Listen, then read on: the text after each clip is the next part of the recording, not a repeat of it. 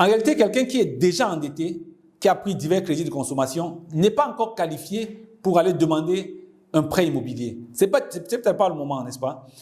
Peut-être que c'est important d'avoir un logement, mais simplement le moment où alors les conditions préalables ne sont pas réunies.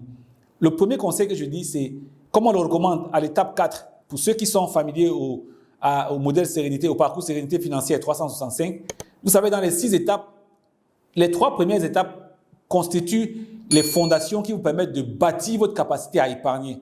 Si vous n'avez pas éprouvé votre capacité à épargner en ayant éliminé également les dettes de consommation particulièrement, alors vous n'êtes pas bien qualifié pour pouvoir accéder à un crédit pour pouvoir acquérir votre logement.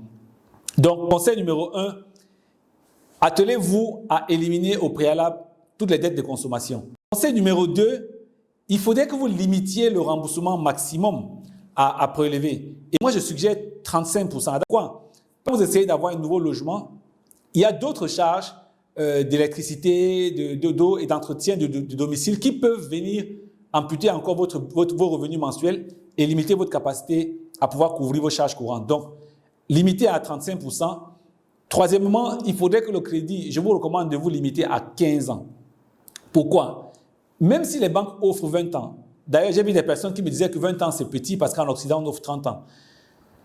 Ne regardez pas simplement parce que vous avez entendu que les gens s'endettaient sur 30 ans. Nous, dans notre contexte africain, c'est même très lourd parce que le crédit, sur des durées assez longues, est encore quelque chose de récent.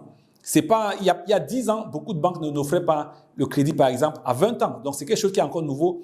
Même émotionnellement, on n'est pas encore préparé à aller sur des durées qui sont extrêmement longues comme celle-là.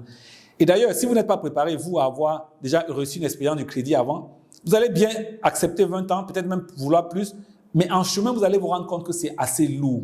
Donc, moi, ce que je recommande, c'est de dire, limitons ce crédit-là à 15 ans. Pourquoi?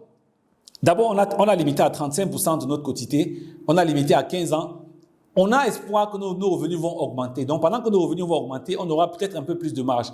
Et peut-être d'ailleurs, on aura de temps en temps des petits bonus qui viendront. Donc, c'est pour qu'on utilise ces revenus supplémentaires-là pour en fait raccourcir la durée. Donc, 15 ans, c'est au moment d'engager le prêt, de contracter le prêt. Mais après, idéalement avec le temps, autant que vous pouvez avoir des revenus secondaires, travailler à réduire ce délai-là, peut-être pas forcément à 10 ans, mais peut-être à 12 ans, peut-être à 13 ans s'il le faut. Mais dites-vous que 15 ans, c'est le maximum de départ. Et au fur et à mesure, il faut travailler à réduire cela.